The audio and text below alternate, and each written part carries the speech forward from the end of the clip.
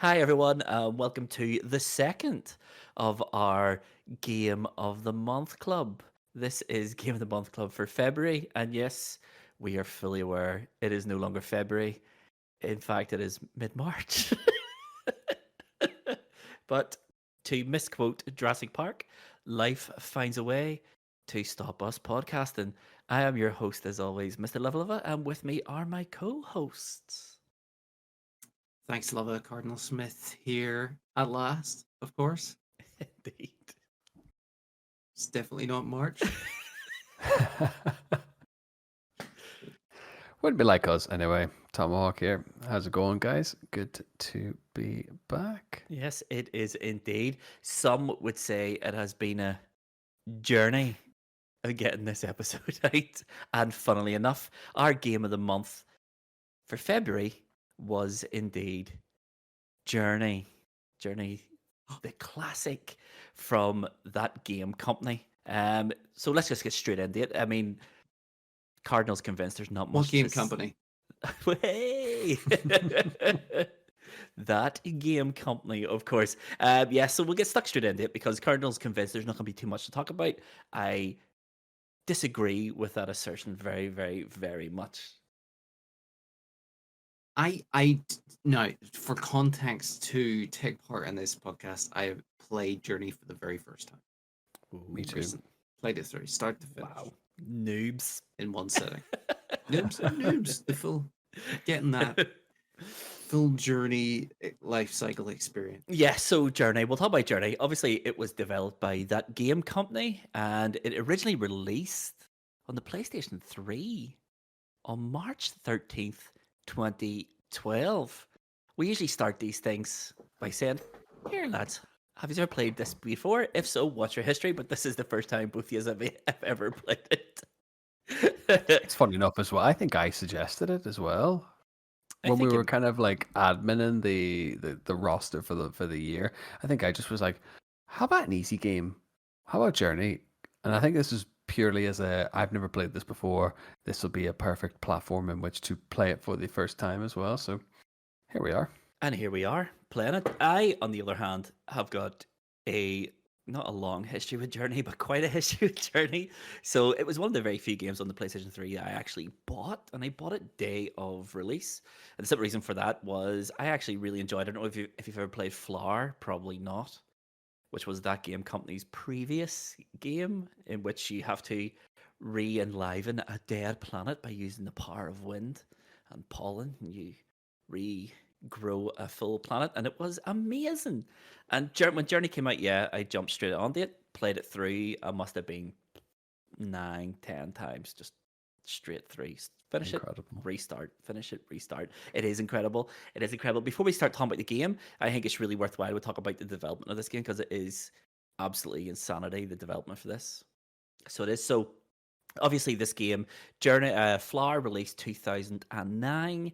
The game before that they made was Flow. Once Flow came out, it got critical acclaim. It was well revered with players, and Sony did the Sony thing and approached that game company and went, "Make us 2 more games, please. 2 more games of the same sort of scale as Flow." They followed up with Flower, which was amazing. It got even higher review scores than Flow, and then they started work on Journey in 2009, and it was delayed, and obviously came out 3 years later. It was No a bit way. mad. It was a bit mad. So basically, what happened was when they finished Flower, that game company was a company that had 7 employees. So there were 7 people working on Journey Incredible. when it started. By the time it had finished, there was 18 staff. 18. 18 people made Journey from start to finish, including composers. It is Oh wow, okay. it's amazing. It's amazing. So basically, I've been watching documentaries and documentaries and documentaries about this thing. It recently celebrated its 13th year anniversary, or 12th anniversary. 12th anniversary, yeah. Last Wednesday, that game company put out a big, massive call to arms. Please, let's get players online so we can experience Journey like the way it was meant to be. So yeah, I played it on Wednesday night, and there was tons of people playing it. It was Oh, incredible. incredible. So it was. But yeah, I've been watching loads of documentaries. Basically, the developers The director said that their aim for Journey was to, I want to quote this verbatim, they wanted to build a game about making emotional connections with other players. And all that was because he thought that games had be gotten too violent and too, what's the word, adult. I think was the word they used. It got too adult, but they had misunderstood the word adult, and he wanted to show that games could highlight humanity's good, the good in humanity, and that was the idea behind Journey. So the question I'm going to pose to you boys is we can only review games based on what the developer intent was. And we know the developer's intent was to create an emotional connection with other players. Did you feel any emotional connection to any other player when you played Journey? Did any of you have any other players drop into your game during this? I did not. No, I was aware of this as a function that you could, like, I say work together, but you could communicate via your little chirps. You could just kind of float about the desert together, but it sort of was a massively anonymous face to face with other characters. Really, I think it was just kind of a way to engage, but without having to use direct speech as such. Cardinal, did anyone drop in your game? Well, I didn't see anybody, and then when I got to the end, I was told I had crossed paths with two other players. Okay, yeah. But you never saw them? May have been while I.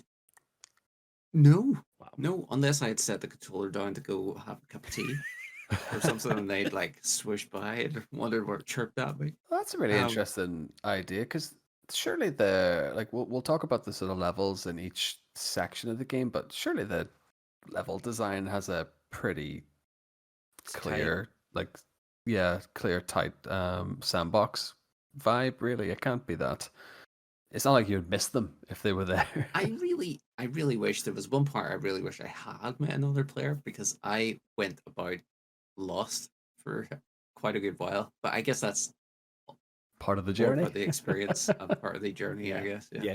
I had two players drop into mine, and one of them hung about for a very, very, very long time, maybe 3-4 levels, and it was all just them show me where the hidden bits of scarce were and where the hidden glyphs were and stuff like that. It was actually great.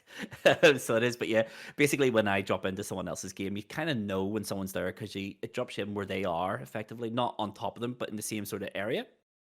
And usually the first thing I do is hold the circle button and then do the big massive chirp, which sort of that pings your location to the other player. And yeah, you assign meaning to what those chirps mean. It could be, hello, I'm here now, let's play together. Or it could be over here, there's something over here.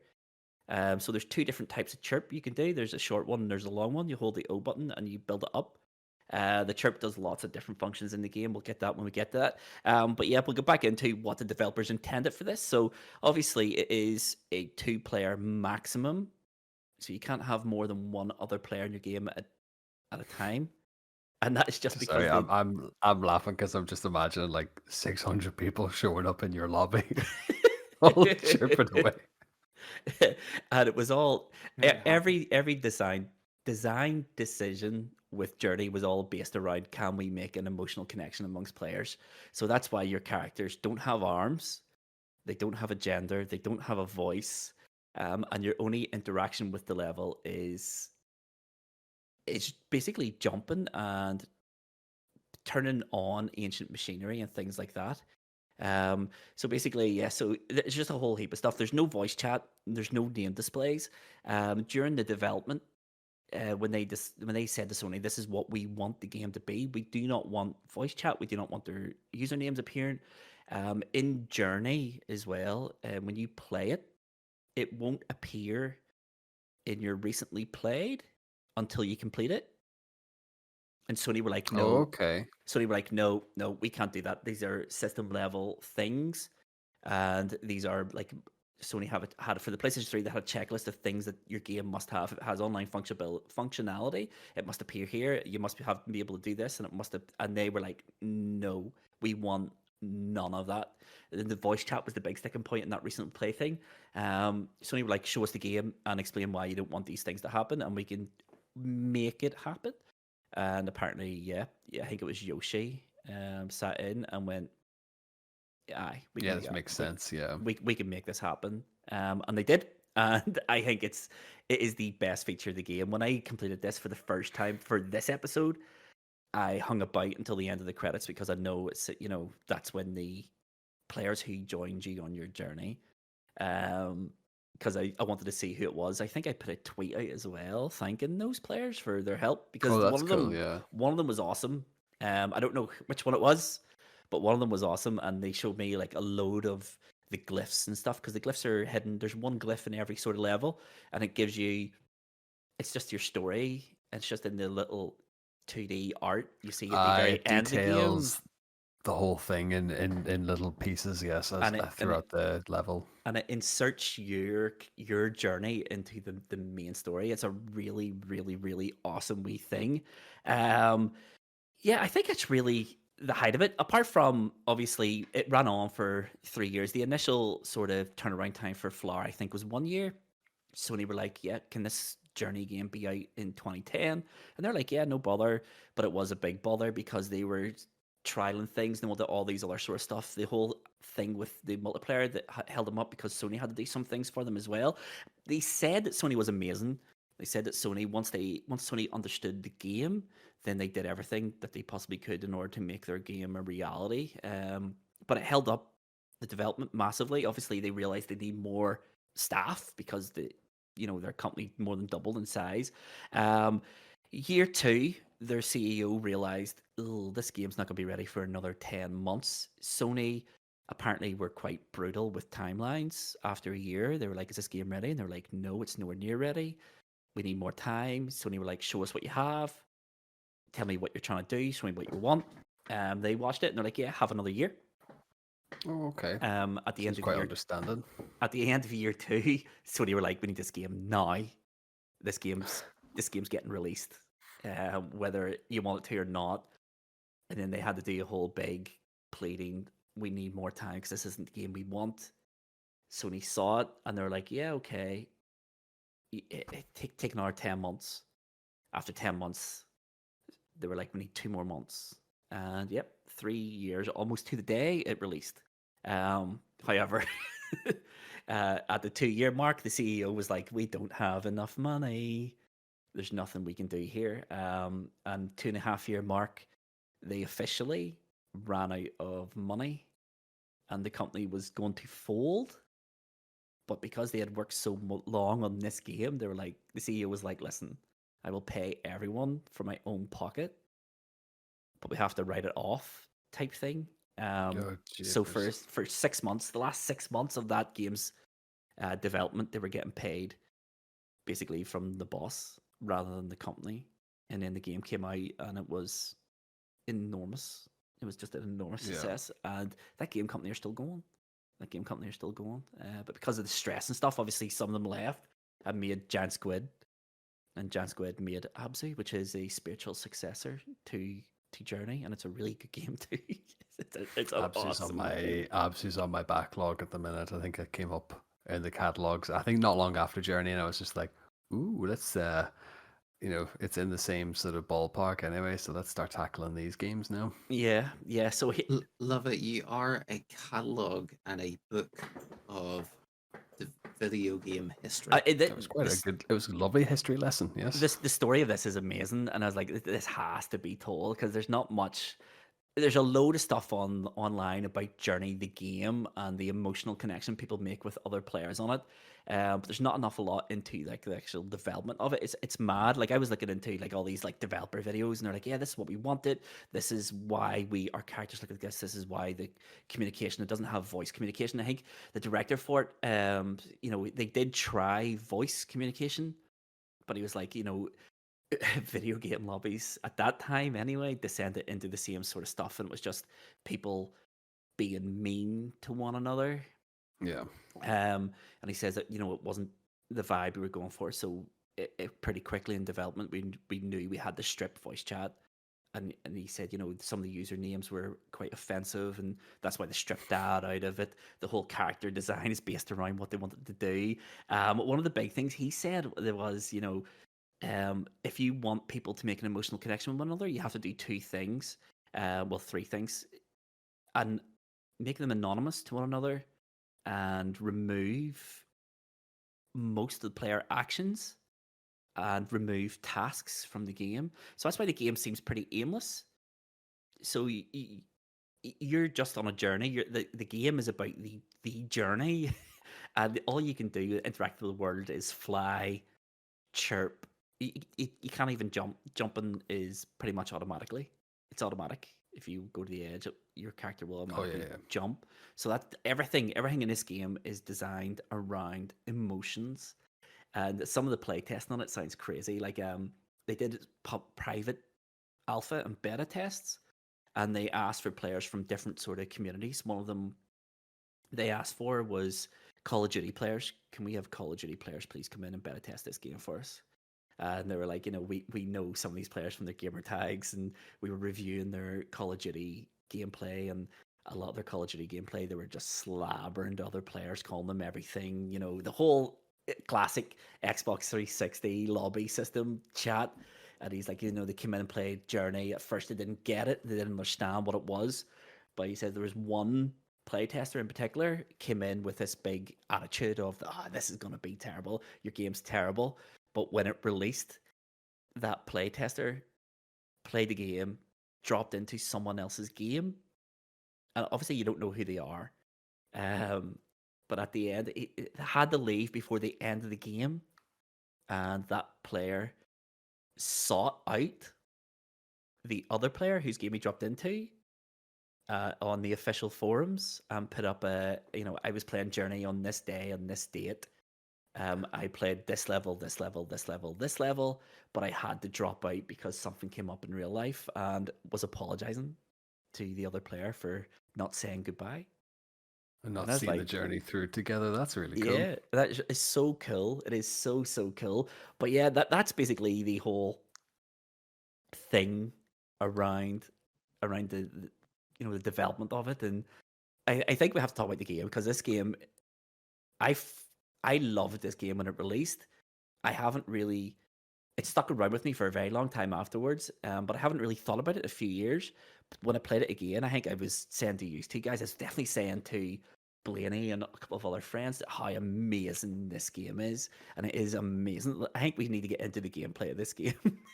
So we do. Absolutely. So we'll get stuck into it. So basically, this game, for those who don't know, is I don't know how to describe it. A walking sim? Is it a walking simulator? Bare bones. I think if you're talking again, address it in broad strokes. Yes, it's a walking sim. But it's kind of like, I don't want to say it's like a comic type narrative. Really, you're just kind of going from one section of map to the next one. But walking sim would probably be the best way to describe it. I think I'm struggling to think of anything else that would really describe this game. Basically, the story is you are a character in a robe and a scarf. Your scarf has mystical powers, and it allows you to do things, but only for a short period of time. And you can lengthen your scarf in order to make that time longer. And you basically wake up, I think, best way to describe it is in a graveyard in a desert. And you have a flash to a tall character in a white robe with a scarf, and it points towards a mountain in the distance, and the mountain has light emanating from the top. And basically your task is to go to the mountain. The story is told completely silent. There's no dialogue in this game. There's no subtitles. There's no text. It's very musically driven. Everything is action driven. Yeah. Everything is driven by the graphics, the music, and thus begins your journey going to the mountain. It takes, the first level is in the desert. It's just your classic desert level, golden sands, big beautiful blue skies, and you then go towards a bridge, a broken bridge.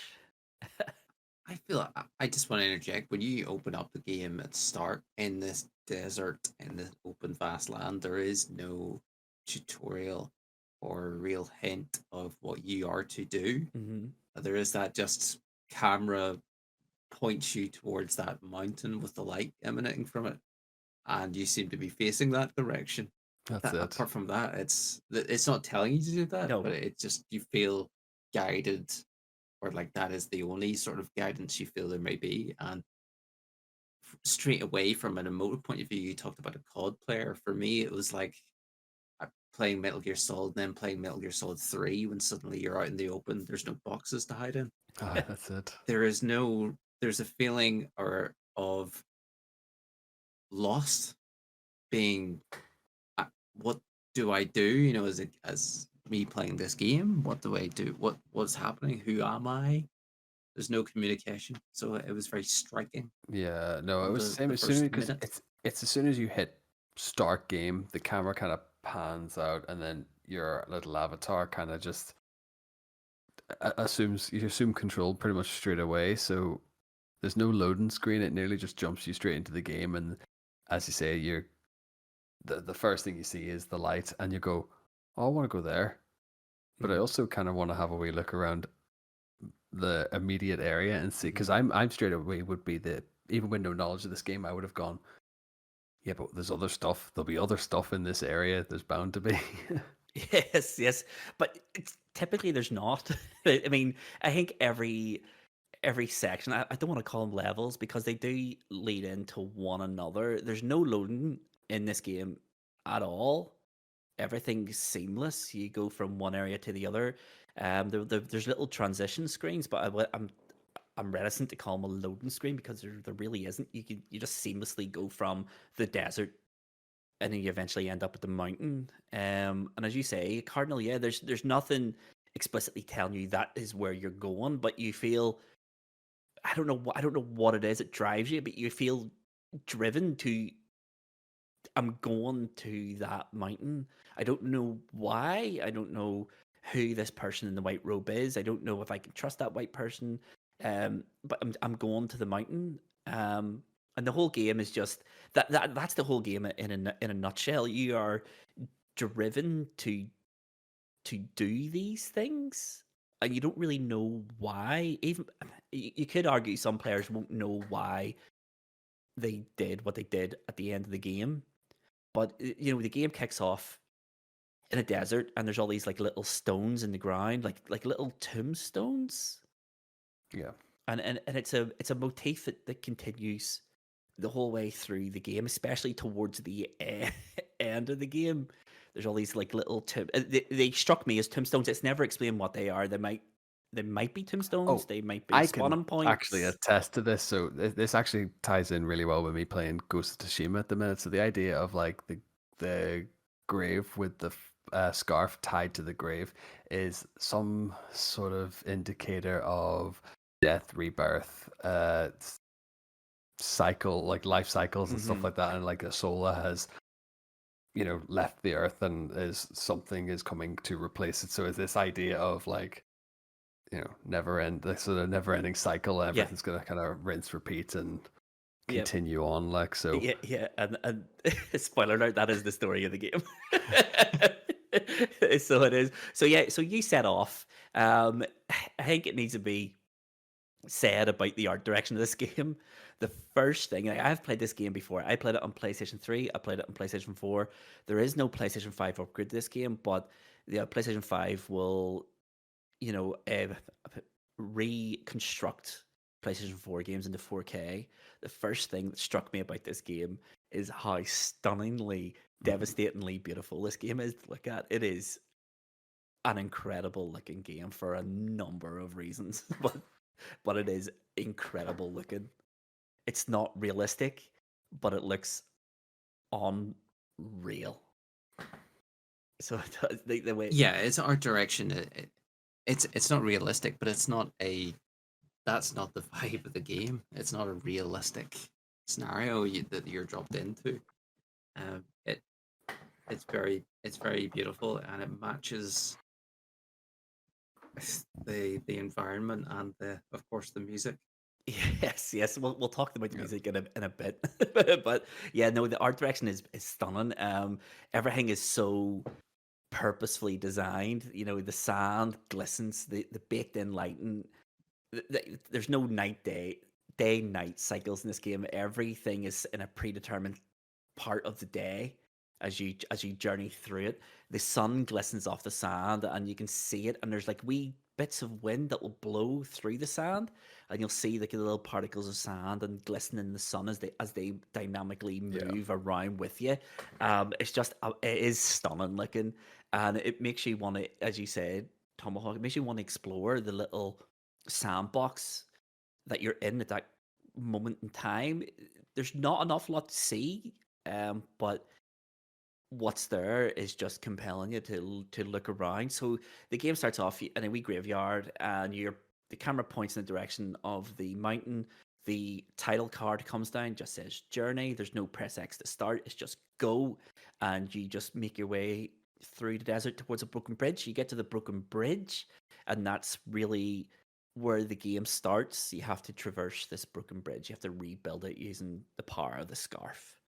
And you basically do that. You go to separate like blocks and you chirp. You use your like the little chirp ability, and it can like it brings to life all the sort of these old relics, and everything can sort of starts to reconstitute itself. Yeah, and makes pathways for you to go up the bridge, and then that brings you to basically the second level in inverted commas, which is the pink desert. I just it's called the Pink Desert. Yeah. Yeah, and the pink desert, the art style, the color palette changes. Obviously, the sand changes from a glistening gold to pink, and the sky changes color from blue to green. I did not notice that. But I Yeah, suppose it creates a nice high contrast, yeah. doesn't it? It creates it's.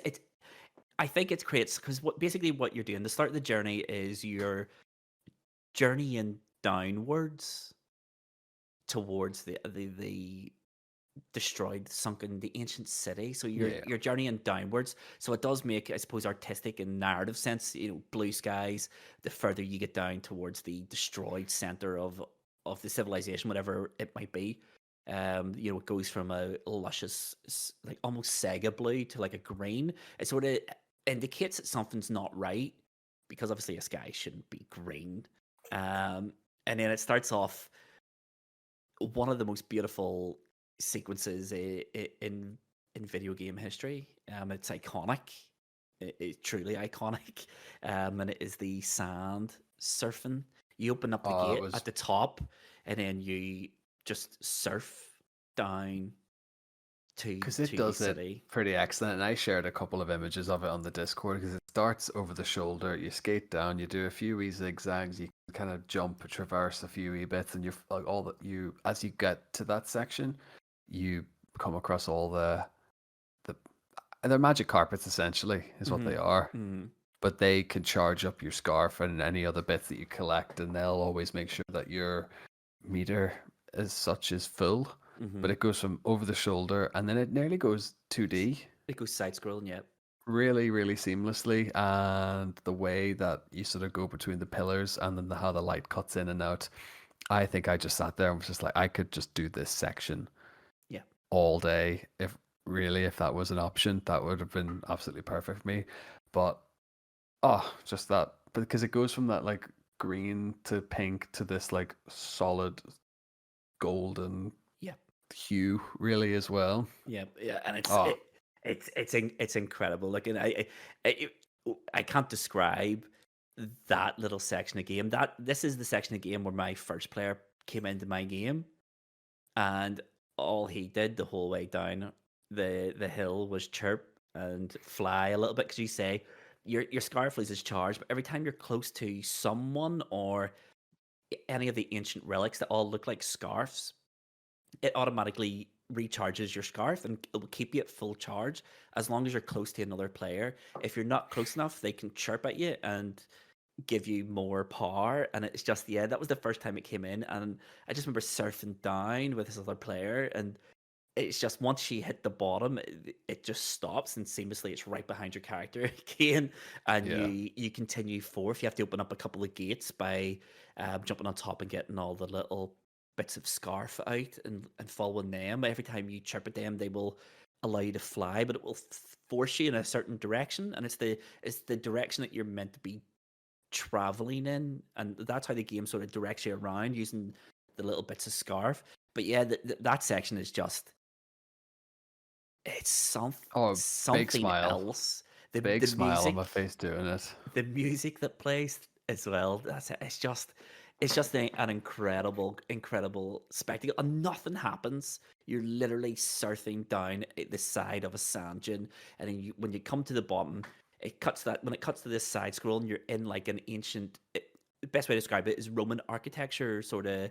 There's pillars everywhere, and you can slalom through them if you want. You don't have to. There's loads of wee jumps you can do, and I don't know if you did those, but if you go up the ramp and then hit the circle button, which is the fly button, you'll do like little spins in the air. Yeah. You It's do wee flourishes. I think the further you add more pieces of scarf, the more flourishes you can do. If you're flying, you can like barrel roll or something. You do like your scarf and your stuff does like a wee twirl, and everything just looks all majestic as you're sort of scoping through the air, really. But it's one of those moments I'm a bit saddened that I never got to do it with a player, because I just think to be able to kind of experience that moment with a complete stranger, I think would just be pretty cool, to be honest. I mean, equally as good, as you're doing it, you just can like even just be able to appreciate you're not really doing anything. You could have just let the controller go static, and your avatar would have ended up at the bottom anyway. But just to take in the scenery and take in like the music accompanying it as well, because it's funny. It's something you started mentioning about the music. I was like, it's kind of not really that noticeable. I think that's kind of what's really good about the music is it flows in and out of prominence throughout the whole thing. Yeah, so since we're talking about it, okay, this was the part of the game that sort of highlighted this to me. So the music in the game is it's hard to describe. It's all orchestra, but it's really heavily driven by like pipes and violins and like strings.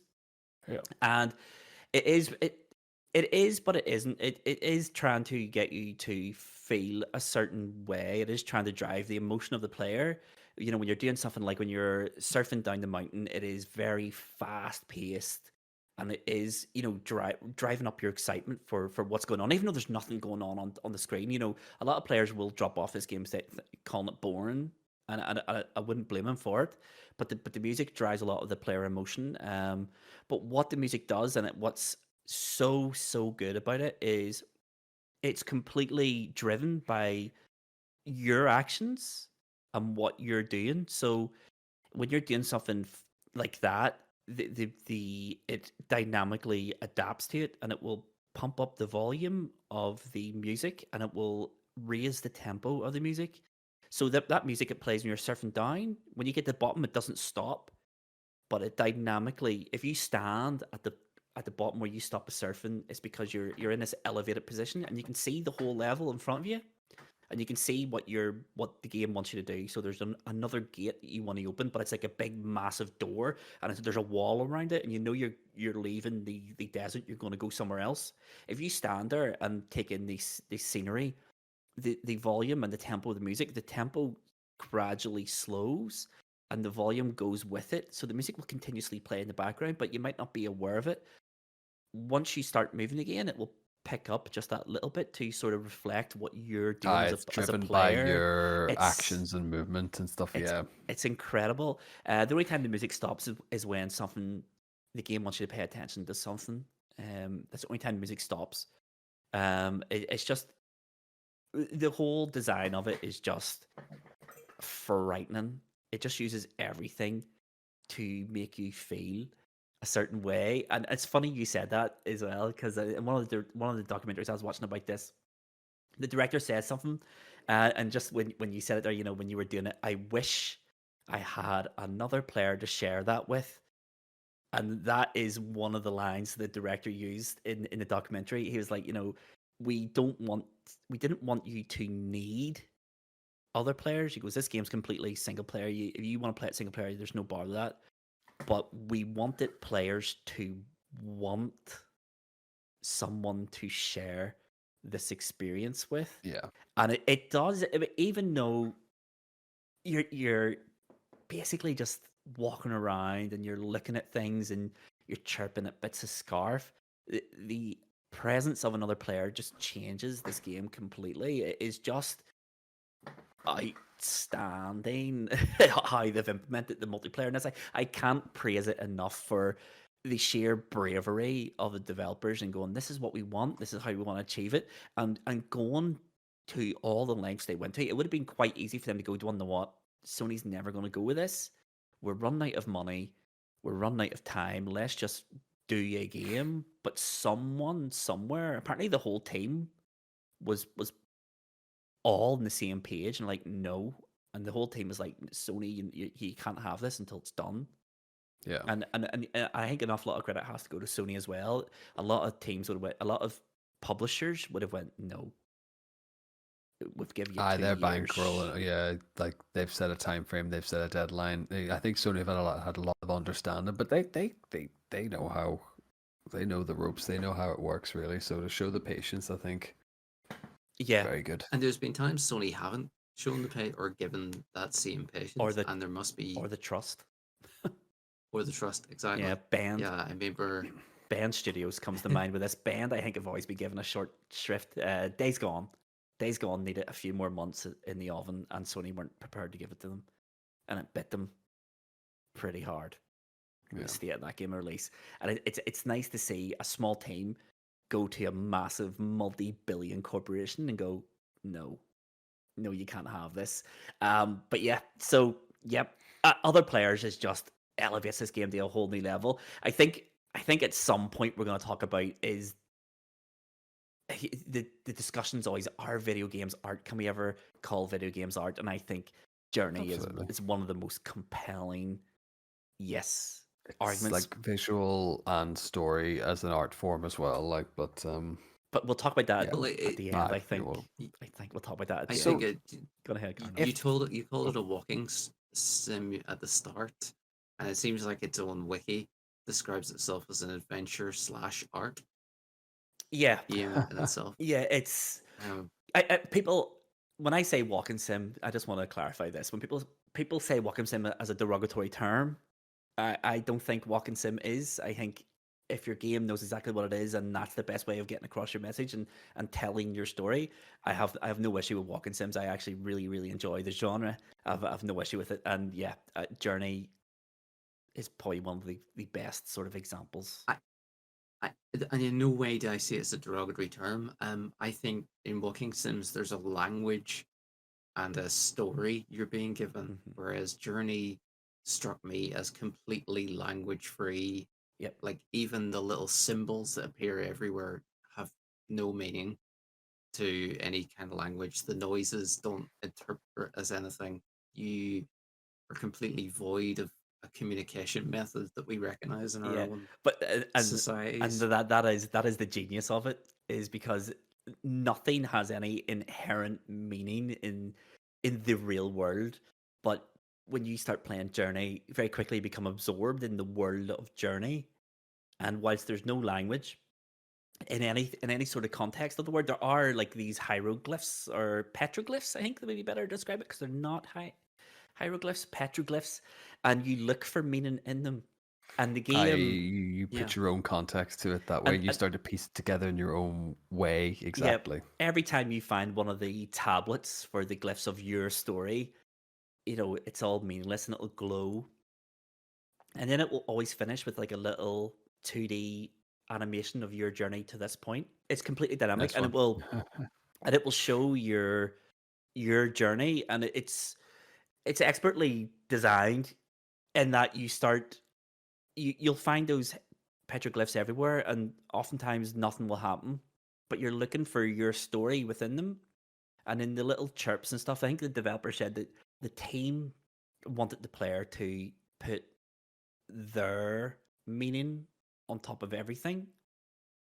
So, for example, this next part of the game where you're going down to the gate, they open the city up, the destroyed city. I was running around looking for the glyph because I knew there was a glyph in this area, and the other player was wanting to continue. I think he was wanting to continue the journey. He wanted to get to the next part of the game. I'm running around looking for this glyph. I find it, but when I'm climbing up, because I have to release those little bits of scarf, and I'm walking up the scarf to get to this glyph to sing to it, to get it to tell me my story. And meanwhile, the other player is standing on top of the progression point, just hammering the O button. Chirp button. And just like all I hear is like chirp, chirp, chirp, chirp, chirp. And every time it chirps, it sends off like a little pulse, and you can see it no matter where you are in the world. And I was like, okay, I'll be 2 seconds. So I chirped back like 3 times, and he stopped. And then he obviously saw me jump out from where I was, and then chirped once, as if to say, "Come over here." I'm here, yeah. And then the journey continued. Now, there's no meaning in anything I've just said there. It sounds utterly ridiculous, but I imposed my meaning on what I thought he was trying to communicate with me. I don't even know if it was a he. That's and excellent. And then when I chirped once, he's obviously interpreted that as "I'll be there in a second." And then he's went, "I'm over here." All three out. Chirp, chirp, chirp, chirp. It's just an incredible game. It's stunning. It's stunning. But anyway, yeah, we continue the story then. So we get to the progression point. The big door opens. We're in the sunken city again. The color palette changes. It goes from that pink and green, and it goes into like a muted green. And the further you continue through this level, it dulls down into a grey. There's not much to say about the sunken city. You're just opening gates and things like that. But by the end of the level, it is fully grey, and You get like little spotlights, don't you? It's like you see little beams of light from the above, like it kind of just dots out nearly. This is the way you need to go. This is how this is how they map the room for you, basically. yeah. So yeah, that's a really good point. Yeah, if there's any sort of scarves in the little traps, they will have little gold glows around them. You can go to them, sing to them, and they break free, and they'll show you around the level. There are also the scarves on the ground that recharge your scarf. They will also have like little gold particles coming off them as well, and that's sort of these are points of interest basically. But it brings you to the underground section. This is where the color palette goes completely grey, and it is the biggest tonal shift as well. You should say it's just like in terms of like the music, it just had this like ominous feel to it. Yes, because when you say about putting, go ahead. Go ahead. It's when you say about putting your own thought and your own narrative to it. I sat there going like, something bad happened here. I'm gonna discover the bad thing. This is gonna ruin my afternoon, isn't it? Yes, and it's not quite that bad, but yes, it is. Because the door to this area is unlike any other door that you've seen up until this point in the journey. It is a monolithic stone door with glowing petroglyphs on either side of it. And opening it was quite a challenge because I actually couldn't remember how to open the door. Thankfully, I had my second player who was guiding me along and to all the little parts you had to sing to get the power to open the door. And then you open the door and it is like an underground cavern. I think this level is called Underground. And you're walking through it and there are stone sculptures. You're walking down like a corridor. And on your left and the right, every 5 or 6 meters, there's a stone sculpture of a snake type robot. Yeah, it's like a snake creature type thing would be like, and there's a lot of murals and stuff sort of dotted around as well. Kind of tells you, implies that they were there in their droves a long time ago. Yes, in the city's heyday. And you're walking down this room. My companion was hugging the right hand side of the path, and he chirped at me a couple of times, and I was like, is he trying to tell me to go where he is, or is he trying to tell me to go to the other side? He chirped a couple more times, and I was like, I'm going to go up the other side. So he was walking along the right hand side, hugging the wall effectively, and I walk up the left-hand side hugging the wall, and then it gets to the point the music is slowly, it's very, very, very somber, and it is heavy, heavy, heavy violins and cello. You hit a point maybe about a third of the way down the corridor when you walk past a statue and there's a jump scare. The Yeah. statue just goes boom, and it's this big robotic scream is the best way I can describe it. And the snake comes to life, and it is like a big flying robotic snake. I think they're called the Watchers. And this thing just comes to life, scared the life clean out of me, may I add, because the wail it makes reminded me of the sound that the tripods make in the Spielberg version of Over the Worlds. Oh, Best, yes. best way I can describe it. And yeah, all of a sudden we have an enemy. The first in the game. By the way, you're playing this game for about an hour at this point, and this is the first enemy, and you are powerless against this thing. Good news for you is it does not want you. It wants your scarf. That's what they want. They want that ancient power. So you're underground. It is dark. It is grey. The music is telling you you shouldn't be here. All the petroglyphs on the walls prior to this point is trying to warn you of these watchers. If you in the section just before you go through the big monolithic door on the left and the right of it, if you look at the petroglyphs in there, you do see drawings of the snakes, and you do see like destruction, and the game is telling you you don't want to be here. And when that Yeah. thing comes to life, you don't want to be there all of a sudden. And this thing will just patrol up and down the central sort of part of the level, and it has a torch on its head, a yellow torch. If you get caught in that yellow torch, it goes slowly to red. Once it hits a crimson, the snake is going to attack you and rip your scarf if it catches you. It And just it's and it rips it to the lowest point as well. So it essentially, like, you could have collected maybe about 10 at that point. It will just drop it immediately down to one notch as well. So your starting scarf, yeah. your hard work is like, and there's a lot of stuff if you're looking to get like bonus bits or like, you know, extra wee panels that might require like a higher jump or a longer Yep. glide. That's it. Now you're snookered and you've lost quite a lot of scarf extension. Yeah, a lot of ancient mystical power. That part is incredible. Just as an exercise in showing that you can instill fear in someone through environmental storytelling. I mean, there's nothing telling you to be frightened, but all of a sudden you have this panic and this fear that most horror games will never, ever, ever get you to feel. But here we have Journey, terrifying players That's left and it. I right. knew rightly going into it. It was just like, as soon as you see it patrolling, yes, the jump scare of it coming to life got me as well. And I also thought that, oh no, I've done something wrong here. But no, it sounds like that is unavoidable. It'll happen every time.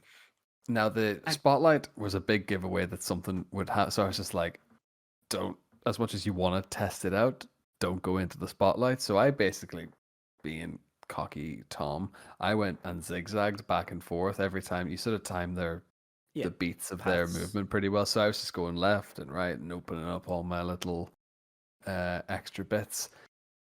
But I was just like, oh God, it was the dread of potentially losing all my scarf pieces because I figured, right, that's what's going to happen. Like that's going to be my punishment rather than like a health bar that way. Yep, and it's great because it just gradually ramps up the stakes. It's quite easy to avoid them. Stick to the outside, use the pillars to break their line of sight, stuff like that. But when you get about 2/3 of the way down, a second one appears, and they're going in opposite directions. And then the game introduces little shelters, so you can surf into the shelter, and it's open on both ends. So you can go through one end and come out the other, and sort of figure eight your way down. You're basically just traveling downwards here towards the exit door. And then when you get close to the exit door, the camera goes to the front of your player character, and both of the snakes are just coming straight Oh for yes. you, and all you can do is just run. You'll always make it. You'll always make it to the end, but and just when you get to the end, I forgot to mention this at the point. There are at the end of every section, there are meditation points where there's tombstones. You chirp at them, and it opens up a ancient glyph where it gives you a flashback into what the civilization was like. The underground section's meditation point is larger than any of the other ones in the game, and the flashback is the longest in the game. And it sort of shows you what the civilization was like before it was destroyed. It doesn't tell you what destroyed it. It doesn't tell you what happened, but it sort of gives you a couple of glimpses of what the Watchers used to be before whatever happened in this world happened. And everything is like it's a utopia. Everything's peaceful, and it's just like this most beautiful moment because you slide down, you get to the end, and you don't even have to chirp in this one. Once you stand on the altar, it just bursts into life, this brilliant white glow, and it makes the Watchers go away. And then the flashback begins, and then you travel through the door, and you get to one of the most powerful moments of the game, I think. It's the tower. This is like this weird. It's got like really underwater vibe, nearly. So it's got underwater vibes, and all you have to do is you're going around the outside of a central tower to get to the top. But in order to get to the top, you have to activate glyphs, and they're the only glyphs in the game you have to activate. And these glyphs will show you your journey, but it also underneath your journey shows a different journey. And as you progress up through the tower, your first one will bring the water level up. And every time you activate it, the water level rises. When you're underwater, your scarf has unlimited power. But when you get about halfway up, it starts introducing other like organisms. So you have all like the rope scar, like they're all jellyfish, different. Like the jellyfish, you get the fish, you get the. the I think the further whale. you get is the whale, and the whale will dip above and essentially the water line. Yep. And Yeah, it's just this incredibly for me personally, and I want to get your opinions, both your opinions on this level. For me personally, it was one of the most emotive moments of the game for me was when you're going up, and when you chirp at the glyphs, it shows you can't skip the cutscenes. It's about 3 seconds long, every single one of them. But I loved watching my journey to that point. Now you wouldn't have got it yourselves because no players joined you. But the first one is the first two levels, so it's the desert and the pink desert. And the first part of it was just me. And then when it got to the pink desert, there was me and the other player. So there was two little characters doing this journey together. Oh no way! Okay. And then as we climb up and up and up and up, the last glyph to turn on the central tower to open the exit. At some point between me riding the back of the wheel to me getting that, my first player had dropped out. So when I got to the end and I activated that glyph, it showed just me going towards the door. Oh, that's and it was cool. And it was like I was like, where's mate? So I got to the central tower and waited and waited and waited, and then put out a couple of long chirps to see if I would get reply. But no, he was gone. He was gone, and it was That's like a cool that the really game tracks it live nearly as yeah. well. Like even is retelling that. It's not just like a preset thing that's like, oh yeah, this is a solo journey. No, it actually acknowledges throughout Yeah. that. That's a really nice feature. That And when you get to the center, obviously that's the next meditation point, and it took me a long time to go from the meditation point to go through the door to continue the journey. Because when you go to the door, there's no going back because they close behind you. And I didn't want to leave in case the other player was still in the room. And it was like honestly, it was one of the most emotive parts of my journey was that room, because I went in with my friend and I left alone. And oh, the game sort of glyph at the top of the tower sort of gives you an indication what's coming next, because obviously the glyph ends with the mountains, and you see the mountains at the start of the game. You know they're covered in snow. Did you feel the same sort of emotional impact of that room that I did? I'm presuming not, because Cardinal's like, I what? suppose doing it alone, not so much. But I think it was actually just being able to. I think it's just because they've started to introduce all the elements. I suppose so we've had like the wind essentially from like in the desert, then you've got earth underground, then you've got water. And yeah, so they're starting to kind of introduce other like all the elementals as big metaphor or driving metaphors throughout each level now. And the next level is brutal, because the next level is just called snow, and it is magnificent. I love this part of the game because Do you know what? It was heartbreaking. The whole way this through it was heartbreaking. this part of the game's incredible for a number of reasons. Number one, there is this mechanic of wind, and the wind will blow you back and hinder your progress. So when the wind picks up, you need to take cover, usually behind tombstones of other people who have made this pilgrimage. And then you have to time your walks. But the great mechanic that they introduced in this part is it's snow, it's cold, and your scarf is going to freeze. And your scarf freezes, and it completely robs you of some of your options. The only way to unfreeze it is to find the frozen scarf in the ground and stand on it, and then do the big chirp, and it brings it to life, and it will defrost your scarf for a very short period of time. This level's brilliant. I think it's just utterly Like genius. it robs you of this ability to just do a jump, a twirl, and kind of like traverse long distances. It nearly like the game just deliberately stops you in your tracks and forces you to have to do it one step at a time. Like there's a little tiny element, like puzzler element, where you're having to go between like it's sort of gusting down the stairs, and you have to go behind barrels, and then you have to go to the next section and stuff as well. So it's actually it introduced a little bit of a puzzler at this stage, but I think there was a whole section where I just thought I'm walking in a straight line, and then you have to like find a place to stop when the wind is blowing at you. But I'm sitting here going like, they're slowing me down on purpose. They know that we're coming to the end of this, but they're making me go one step at a time. Like the scarf is rendered completely useless at this point. And it changes the whole mood of the game as well. So in this part, the color palette changes. Goes from that dark grey to obviously white for the snow, but the sky is completely obscured by low hanging clouds that are a brighter grey than the underground, but still dark, ominous, terrifying. Your visibility is completely impaired, and as you said, it's the game takes away that there is a certain joy in pushing that O button and then holding it Yeah. and flying, and it takes away all joy. The music completely changes, and it is just big, like almost double bass.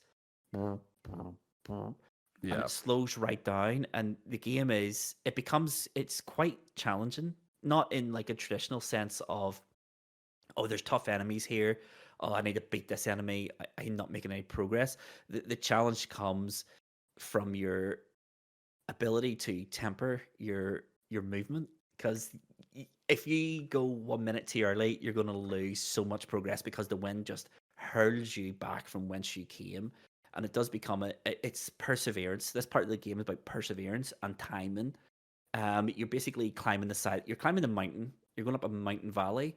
As you said, Tom, at the halfway point, there's like an old fortress, would you call it, like a castle wall? Yeah, it's like a keep of some description, yeah, but it's all weathered and beaten down, basically. And there's no enemies yet. You're just basically climbing up. The mountain has two independent peaks, and you're traveling up the valley in between them, and you're sort of winding around to get to the top peak. And then once you get through the castle, once you get through the wind, it throws you into an actual gameplay challenge, and it is, you have to get up this valley. It's very wide, it's very open. The tunnels that were introduced in the underground to help you get around the watchers are present, and it throws a watcher at you. So you now have this, I need to time my walk, I can't fly, and now there's a watcher, and it wants my scarf, and it's going to throw me back to the minimum amount of scarf that the game has. And it's So quite tough. I lost my scarf at this point in the game. I did lose my scarf, but not only did it lose my scarf, it also hurled me about half the map away. Yeah, yeah. So And then not you only did I restart. lose my not only did I lose my progress, I was just like, well, I've lost my distance covered, I've lost my scarf pieces. So at this point, I think I did a bit of stealth on it then, but I was like, in for a penny at this point, and just ran as much as the run would allow me, and just did it in a straight line. I was like, I don't care if they hit me again. It's not like I can die. Yeah, yeah. It was at this point the same thing similar happened to me. I mistimed a walk, got seen by the watcher, and it hurled me back just to the start of that wee part of the game. Not that far, but far enough to make me go, "Ah." But when I landed on the ground, I got a chirp, and that was my second player. Oh, Um, okay. and Too late. this second player was awesome because that second player basically ran interference, and they got caught on purpose. They just stood in the open and started chirping, got caught by the watcher's vision, and then just when it went crimson, just randomly spammed the chirp button. Pretty sure he was saying run, run, run. Yeah. And yeah, I just ran to the exit, and that's how I got through that part. Because I've no What doubt about in my mind. yourself, Cardinal? Oh, hey, I actually lost the very first time you meet those giant serpents or whatever they're called, the Watchers. I didn't really know where they okay, yes, the cello was making off-key music. The music was sounding obscure and a bit chaotic to incite your feelings of unsure, and it Mhm. matched what I was feeling. I didn't know, was this a threat or not, and chop was my scarf as soon as I meet them, right? And I thought, oh, okay, this is an actual gameplay. By the time we got to this section, and you see the first one, there's two flying about, or one just circling about, and you just Mhm. have these little hatches, the huts to hide into. I did make it through, but I was very slow, and I waited and waited for the timing, and but it was that, as you say, that slow sort of, you can only move so fast, so you have to time everything perfectly just to get from one Yeah. cover to the next Yeah. Yeah. without being spotted. I'm also convinced this might be me just maybe saying this for the sake of content, or this actually happened in the game. But if you're spotted and then go into a Mhm. hiding spot, They wreck them. they'll just destroy the hiding spot and then Oh, savage you anyway. So Yeah, yeah. Once they catch it, there's no real avoiding them at all. And that's why I was glad of that second player. That when I got to the exit of that area, the second player dropped. So the only action that second player did was run interference in purely that ran one interference. section. Ran interference, and it was amazing. I've never been more thankful for a person Well done. appearing. Well done, that An guy. absolute hero. So he is. But yeah, and then that part of the game's brilliant.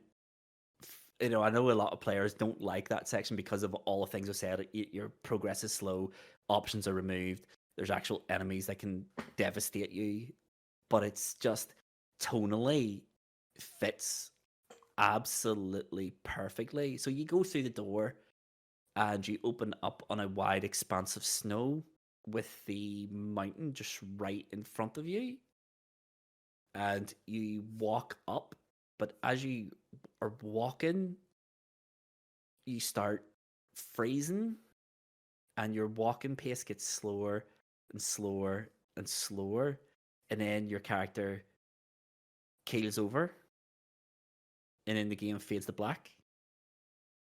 And the first time I played this, I had a thought. I want to know what your thoughts were when your character keels over and it fades to black, and nothing happens for a couple of seconds. What were your thoughts on that? Honestly, because I'm interested. but Because I know what my thoughts were the first time I played it. before you get to that stage, you see a short cutscene of the big white figures Hmm. showing you, or at least showing me, whatever, of an end to the journey going up this hill. And as you walk up, you're walking past all these monuments, these sort of almost The tombstones, gravestones, yeah. Yeah. if you like. And I can see, okay, the cape's getting whiter, more frozen, things, it's getting slower. The music's partly like loud, and that's almost to emulate the wind and the frost and the weather. Everything's overloading your senses, and you walk past what you can see is the furthest tombstone, and it almost feels like I've gone further than maybe these others, and then it's a step too far. Yeah. I genuinely was the same. I thought to myself, as everything was slowing down, I genuinely was like nearly trying to force the control stick further, as if like that's gonna make a difference. I'm just going like, oh come on, we're nearly there, and then like you just keel and you Yeah. go to black. And part of me was just like, if this is the end of the game, this is absolutely perfect, and it would just be so funny. But also, I'd be absolutely annoyed that we never got to complete the journey technically, and I'd be like, this game's dead to me. So I was going through a mixed bag of Yeah. emotions. Yeah. So the first time I played it, I was like, "Are you joking me?" So exactly as Cardinal says, you are walking through a graveyard and on the side of a mountain. There's all these tombstones everywhere, and the further you force your character on, the thinner the number of tombstones gets until eventually you pass the last tombstone, and the emotions is exactly the same. I've went further than anyone else has ever went. This is amazing. This is surely the worst of it over, and then your character keels over, and I was like, are you joking? Like the first time I played that game, when it faded to black, I was like, I swear, if these credits start, I will be livid. But the credits don't roll. It starts like another little cutscene, and it's like, as you said, it's the white figures, and they sort of just start crowding around you, Yeah. and then the game continues. But before we get to the game continuing, this brings me back to another story of development. so that scene in the game where your character effectively dies was play tested, and they were still programming the end of the game, the next sequence they were programming, and they're like, here, can you just play test this and QA it for us and make sure everything's working fine? And the playtester got to that part, and the dying was a bug. So there was a line in the level where if the playtester passed, the game would just effectively fade to black and end. And they did not know this bug existed. They went into the playtest to see how he was getting on, and the playtester was crying because they never got to finish the journey. And they were like, Oh dear. we have to fix adjust that. something this, yeah. But we also need to do something to keep that emotion. And yeah, so that was a mistake. That was a programming error. It was not meant to happen, but yeah, they walked in the playtester. I think they did numbers on it. So when they saw that, they're like, "What are you crying for?" And he's like, "Oh, my character died. Didn't make it to the mountain." And they're like, "What?" And they're like, oh, "Okay, we'll take this build and we'll do some actual proper market research." 25 playtesters played through that section. 3 cried, but the 3 who cried were the 3 who played through the entire game. The other ones did not. The other 22 they only played that isolated section. Oh god. So they were like, we're on to something here, and we need to keep this sort of emotional impact, 'cause it's exactly what we're looking for here.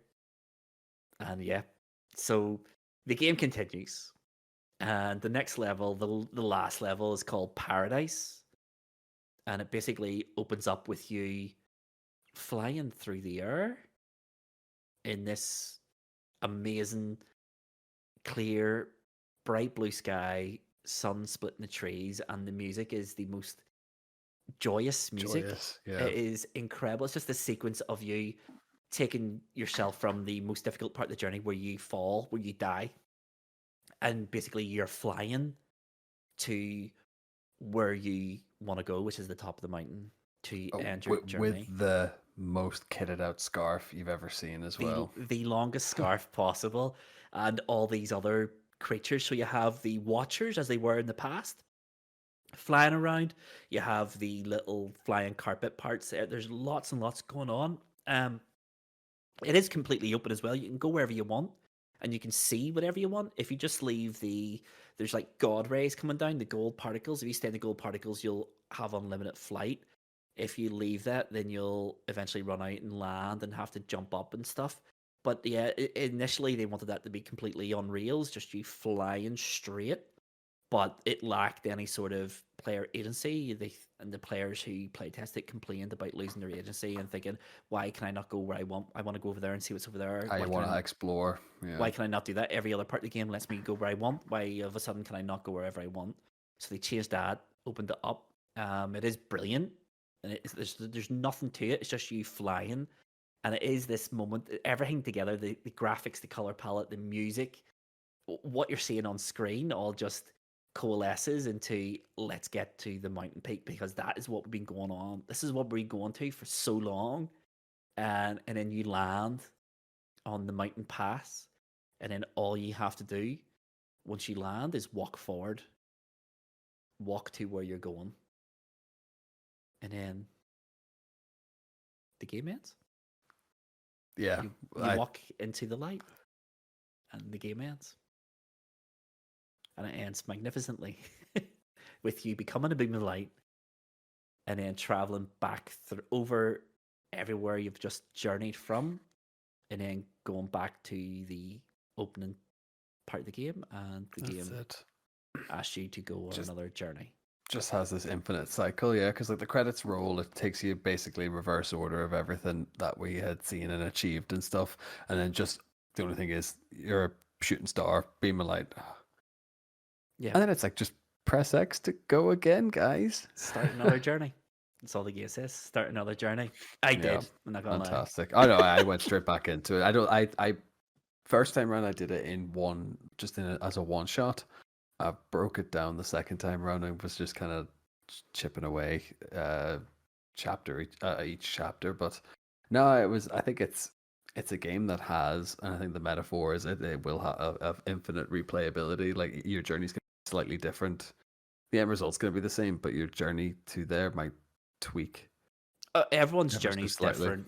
Everyone's journey is different, especially if you meet other players.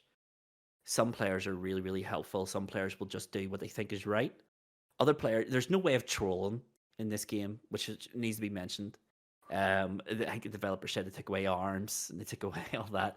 So just to minimize any sort of negative interactions with other players, every interaction you have with any other players by design and thought and foresight of the developers, every interaction you have with another player is positive, because you are interpolating your thoughts, your experiences, your personality onto what they're trying to tell you. Now, that other person might be chirping to tell you they go take a long walk off a short pier and how much he hates you and stuff, but in your mind, that person's there to help you, and they're the best person in the world.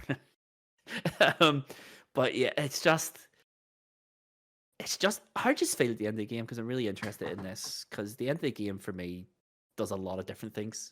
How do you feel about the end of the game? Let Cardinal go first. I had conflictions. It felt like everything I needed to achieve,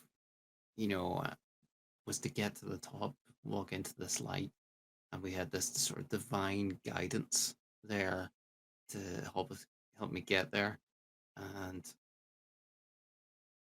it felt like a longer journey because it was so alone. I didn't directly meet any other players, so there was a lot of solitude, and any connections or any thoughts were just entirely my own.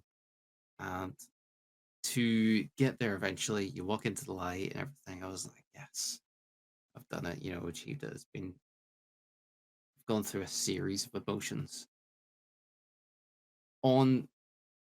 As the shooting star, as Tom called it, came back, and just to begin the journey again. I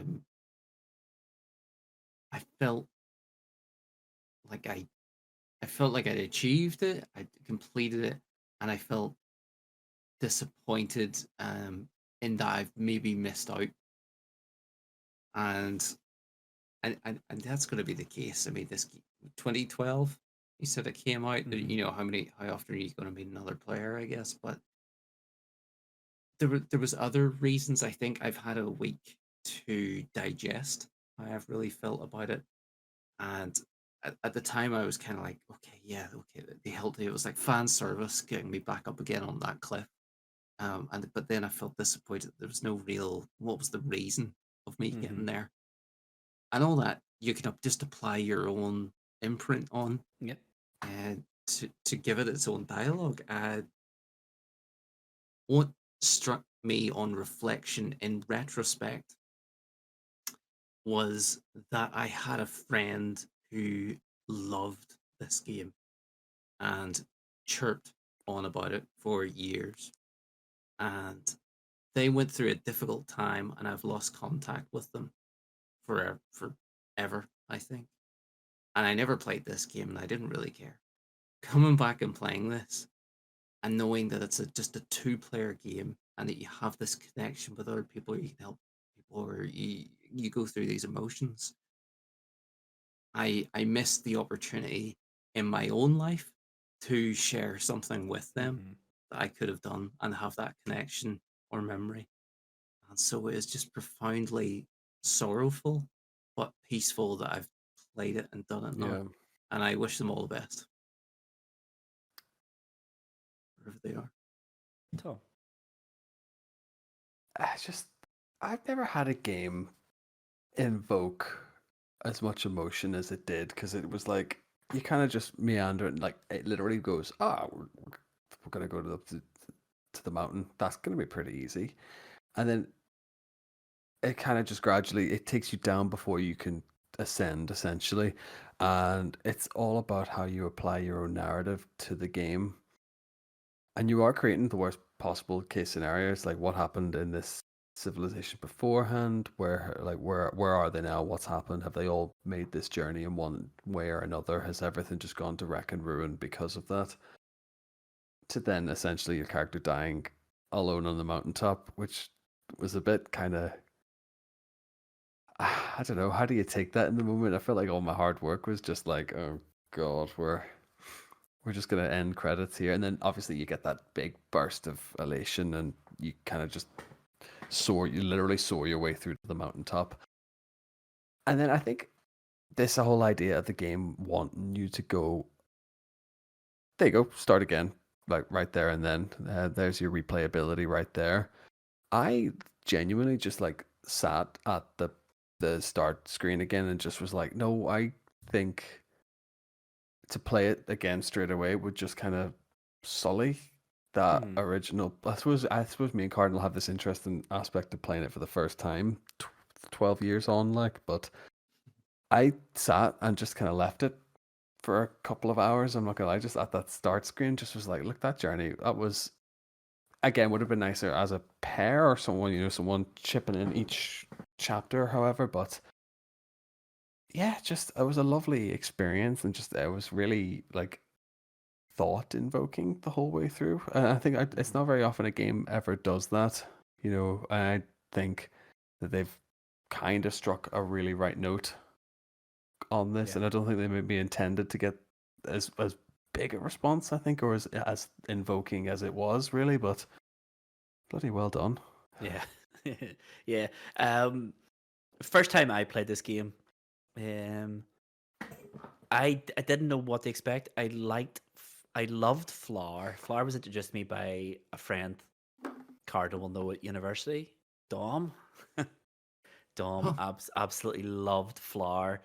He introduced me to Flower. I loved it. I loved the narrative of it. Basically, you just impose your own thoughts, your own life experiences, your own beliefs onto a video game, and you're doing what you think is right. And the game lets you transpose your own story onto it.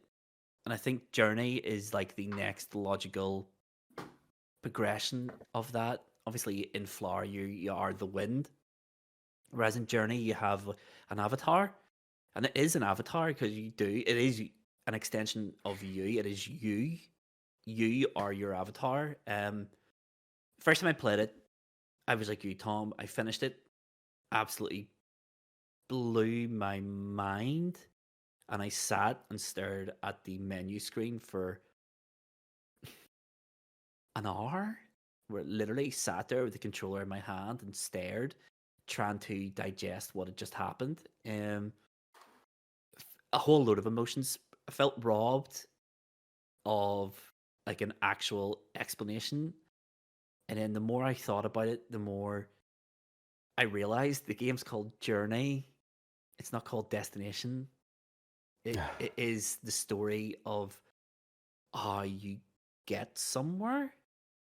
And when I played it again for this, I was with another friend, Blaney, and he walked in just as I finished it.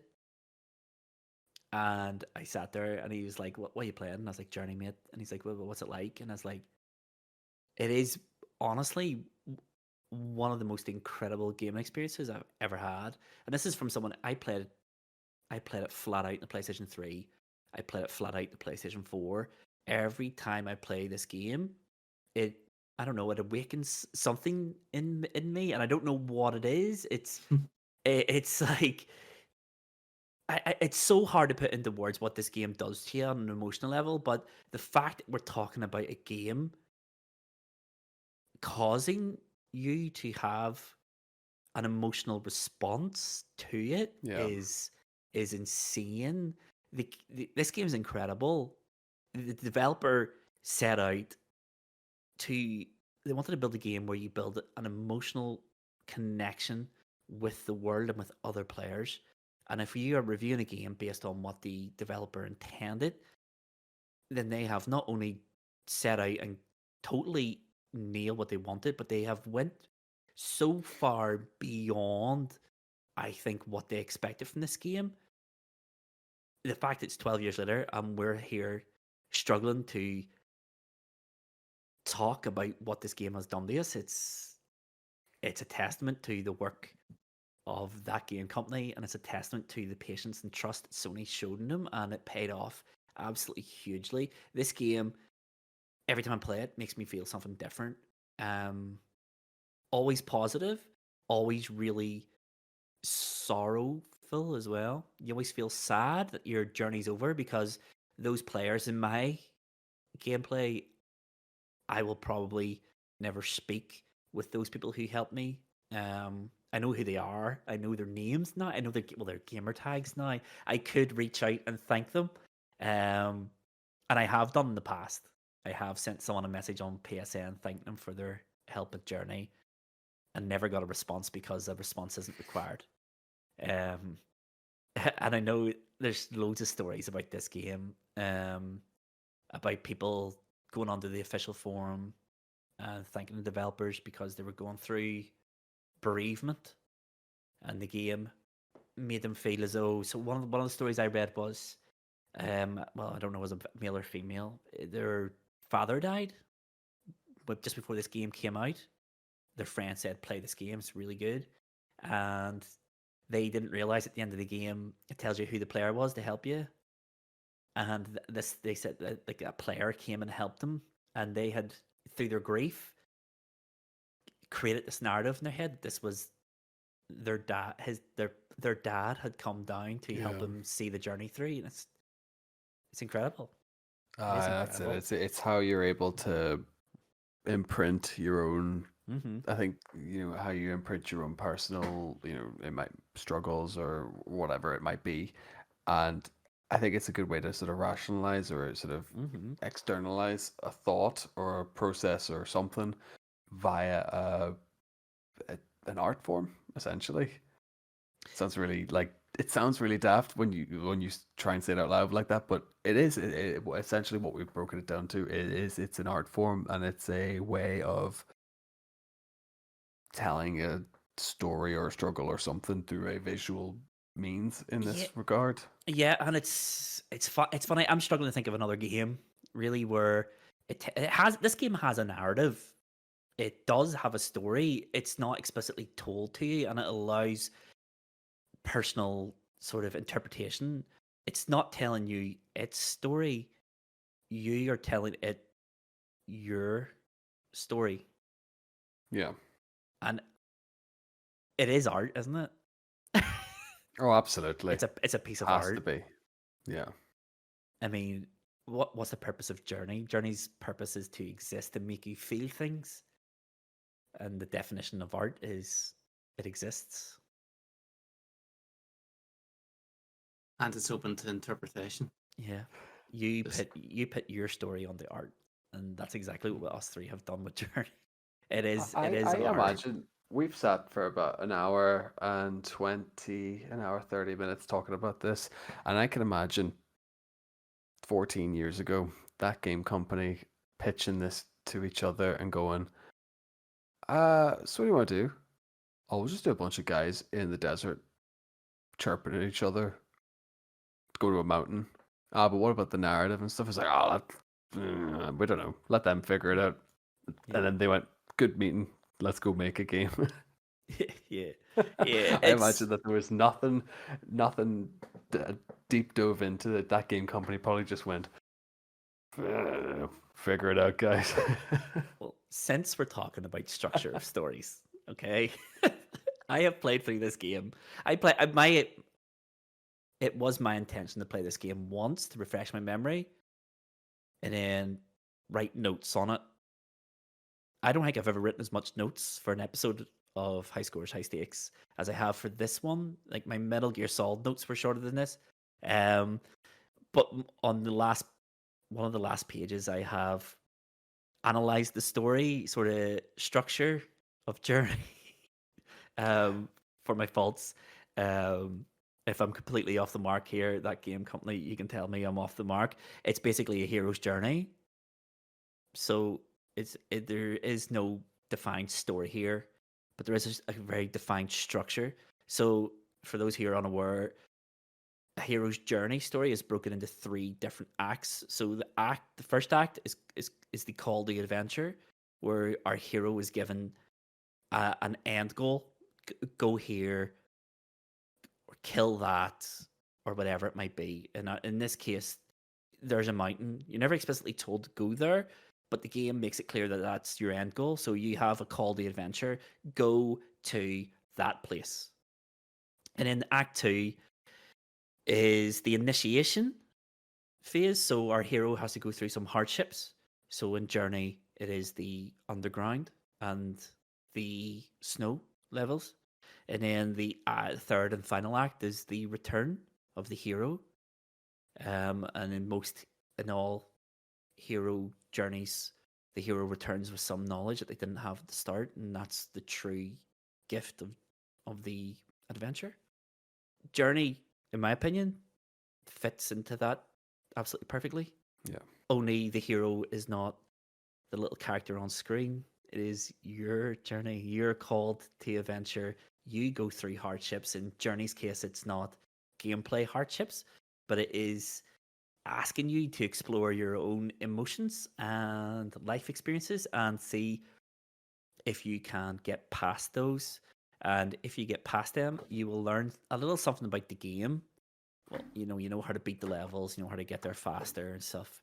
But more importantly, you learn about yourself. And Journey is a fantastic piece of therapy if you need it.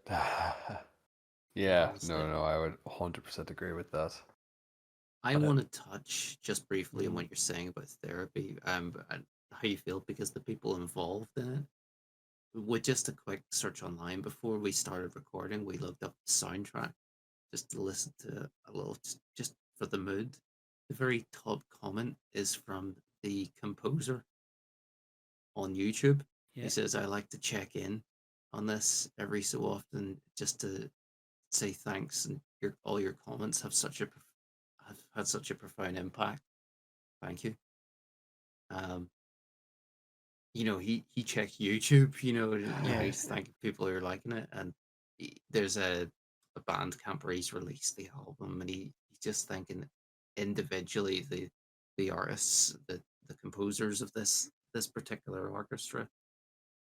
But he says, "This is the sort of game I dreamt to be part of my entire life, especially as an adult.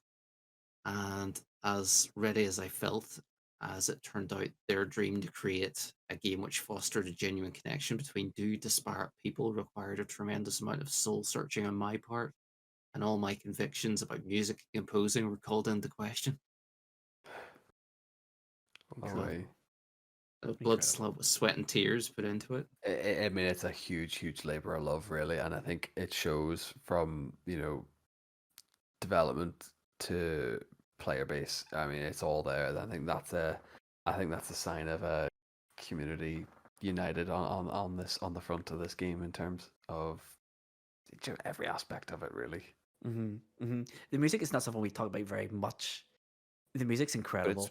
But it's proficient throughout the whole way, and it drives the story as it needs to. It like invokes the right emotions at the right time. It does everything a soundtrack ever needs to do, and it's not pretentious, and it's dialed in exactly where it needs to be dialed in, and it's reserved when it needs to be reserved as well.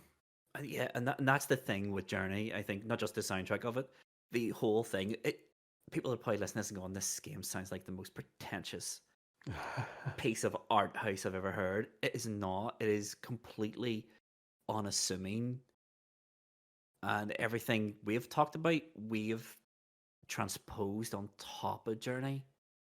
Like Journey could be just the story of a little person who goes on a journey and dies before he gets to the end, and the end of it's just a power fantasy of passing from living to the afterlife. It very well could be that, because that's what I know. You see a lot of people going, "This is a journey through life where you start as you have no knowledge.